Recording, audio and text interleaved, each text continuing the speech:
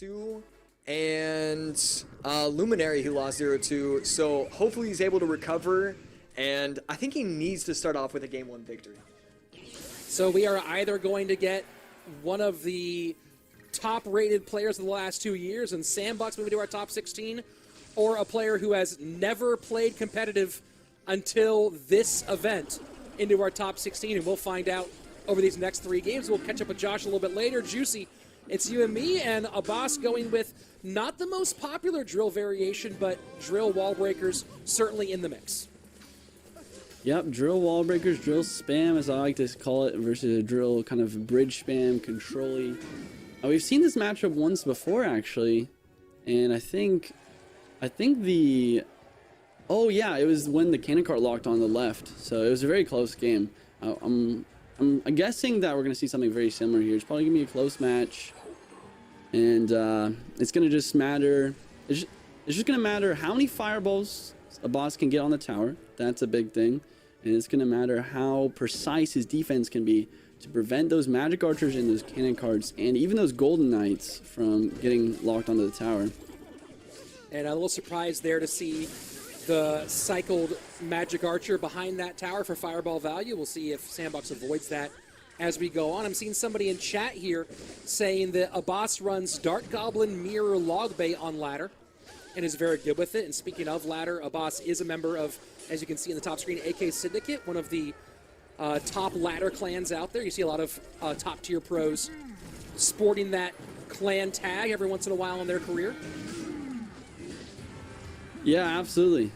AK Syndicate, one of the biggest or longest lasting ladder clans in Clash Royale. That's actually the first clan I ever joined back when I was like 14 or 15. It's kind of funny. But yeah, Abass taking quite a nice damage lead at the start here. This is something we did not see the first time we looked at this matchup. So he's looking pretty good. Sandbox has got to try and find a way to break through that Valkyrie Inferno defense. It's definitely a very strong controlling defense there. Dark Prince is going to get some life here. Wall breakers go to pop the drill, and the NATO tries to get a bit cheeky with it, does Sandbox. Gets some damage, but I think that NATO, a bit of an overspend, and now you see the counter push coming in with the drill plus Fire Spirit. Barb Barrel goes high. Dark Prince does pick up cleanly. These have been very interesting counter plays on both sides.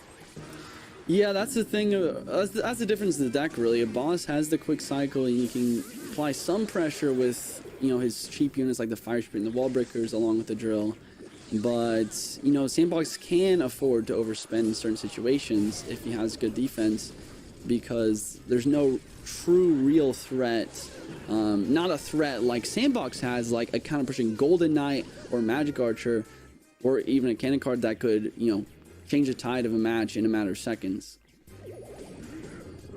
And I see someone in chat asking where's Abass from. Abass is from Iraq. And right now he's trying to hold strong here. And you're seeing Sandbox doing a good job of forcing these Valkyries out high. So Abass is defending the drills with the wall breakers plus bomber. Those wall breakers don't get through. Damage now for Abass. About 21-30. Pretty close towers on both sides for Sandbox, who does have the slightly behind with 22-24 on the left-hand side. Drill, cannon cart on the left, drill on the right, does get picked up by the Dark Prince. The Goblin does get one stabbing. Once again, going back to what I was talking about before in this matchup, Abass having the understanding that needs to go opposite lane of the lane that Sandbox is attacking to prevent those huge counter pushes. 40 seconds left in the game. A tornado prevents these wall breakers from connecting. The bombers getting immaculate amounts of value in the middle of the map here, taking everything out, including that drill. Cannon cart does not lock on this time. Inferno dropping down in time. 25 seconds. Super close game. Abass does have that fireball for the direct damage, but Sandbox, can Sandbox find a drill connection? Can he find a Magic Archer or Golden Knight Tornado? 10 seconds here. 81. And he decides to go into this lane rather than the opposite side, and that's not going to be enough damage here as the drill connects on the left, wall breakers in. Can he NATO this away? Will they get the damage? 1971, not enough. Abass takes game number 1 and holds on by just 35 HP. Juicy. What? I mean, Sandbox going with the lane switch, trying to go for the Magic Archer value into the same lane here. Was that the right call? Was that a throw? Or did Abass just outplay? I feel like Abass's defense was perfect there, but maybe you're right. Maybe if he saves his Magic Archer to go along with that tornado that he used on the left-hand side, he could have got enough damage to secure that victory. Super close game. 35 HP. Doesn't really get closer than that. And now the most unknown player in our top 32 with a chance here, one game away from moving into our top 16 in this qualifier. Yup, and we have a Hog EQ versus a Mirror Bait. I think overall Hog EQ should win this, but the Goblin Barrel, Mirror Goblin Barrel is doing quite a bit of damage on the right hand side, but the Queen's can even do a lot more than that. So yeah, I mean, Sandbox is looking pretty good right here. If Abass can defend really well and potentially use his rocket to basically outspell the Earthquakes in this match, he definitely could win. The only thing is, I'm not sure if he has a rocket. Usually, well, I bet he does. I bet his last rocket. There it is. Last card gonna be rocket and either Dark Goblin or Princess. I think Dark Goblin, I mean, this looks like this is the deck that he runs on ladder. Apparently, he's put up 30 GCs, GC finishes, GC 12 wins with this deck very recently. So normally he runs this with Fire Spirit, but Ice Spirit for a little bit of a difference. So we had Fire Spirit in other decks. Yeah, I used the Fire Spirit in that first match. Going with the Ice Spirit. Ice Spirit's a really solid card. It is weird to see. Usually the Fire Spirit is kind of necessary versus like spamming kind of things like the bats or minions or stuff like that. And yeah, Sandbox last card being Delivery. So Abass does go to his one-trick deck, but Sandbox kind of predicting that switch back to Comfort. Has the Roll Delivery and the Log for the barrels and the Mirror barrels. He's got the Earthquake, and he's got the Queen 3-card cycle as well with the Hog Rider to break through.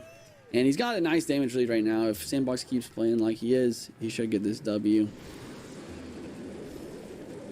And now you see the barrel right behind. The going for the trick barrel, the deep one. Rocket does get its damage on tower, 1591.